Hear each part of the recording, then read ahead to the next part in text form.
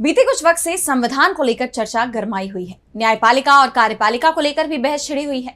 कुछ ही दिनों पहले सुप्रीम कोर्ट के अधिकार क्षेत्र को लेकर बीजेपी नेताओं की तरफ से तल्ख टिप्पणियां की जा रही थी। हालांकि तब भी सीजेआई बीआर गवई ने यह साफ कर दिया था कि संविधान ही सर्वोपरि है। लेकिन ये मामला यहीं खत्म होता नजर नहीं आ रहा। अब एक बार फिर सीजेआई गवई ने संविधान के महत्व को उजागर किया है। उन्होंने दोहराया है कि संविधान की वजह से ही मैं सीजेआई बना हूं। तो क्यों सीजेआई ने फिर उठाया संविधान का मुद्दा, आइए देखते हैं इस रिपोर्ट में। संविधान के मुद्दे पर लंबे वक्त से मोदी सरकार घिरती जा रही है। विपक्ष सरकार पर संविधान को न मानने का, उसे बदलने की मंशा रखने का आरोप लगाते रहा है और अब ये मुद्दा और गर्माता जा रहा है। लेकिन इस बार बयान विपक्ष की तरफ से नहीं आ रहे, बल्कि इस बार सीजेआई ने संविधान को लेकर बयान दिया है, जिसे मोदी सरकार से जोड़कर देखा जा रहा है।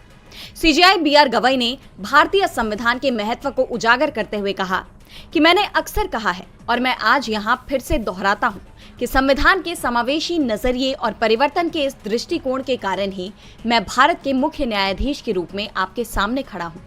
ऐतिहासिक तौर पर हाशिए वाली पृष्ठभूमि से आने के कारण मैं उन्हीं संवैधानिक आदर्शों की उपज हूँ जो अवसरों को लोकतांत्रिक बनाने और जाति और बहिष्कार की बाधाओं को खत्म करने की मांग करते हैं। सीजेआई का ये बयान संसद और न्यायपालिका को लेकर छिड़ी बहस से जोड़कर देखा जा रहा है, क्योंकि ये पहली बार नहीं है जब उन्होंने संविधान को लेकर टिप्पणी की हो। बीते कुछ वक्त से लगातार वो इस पर बयान दे रहे हैं और वो यही नहीं रुके। उन्होंने संविधान में दिए समानता के अधिकार को भी रेखांकित किया और कहा कि जिस कारण समाज का एक बड़ा तबका आज भी हाशिए पर है, उस असमानता का समाधान किए बगैर कोई भी देश खुद के लोकतांत्रिक और प्रगतिशील होने का दावा नहीं कर सकता। एक टिकाऊ विकास, लंबी समय तक समाज में स्थिरता और सामाजिक सामंजस्य के लिए सामाजिक आर्थिक न्याय जरूरी है। देखा जाए तो ये वही सारे मुद्दे हैं जिन्हें विपक्ष लगातार उठा रहा है।